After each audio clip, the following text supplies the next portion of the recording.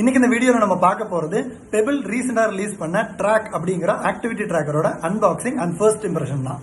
பாக்ஸ்ல ஃப்ரண்ட்ல பாத்தீங்க அப்படின்னா பெபிளோட பிராண்டிங் கொடுத்திருக்காங்க. Keep track of you track fitness tracker அப்படிங்கறதும் மென்ஷன் பண்ணிருக்காங்க. ஃபிட்னஸ் ட்ராக்கரோட ஒரு இமேஜும் கொடுத்திருக்காங்க.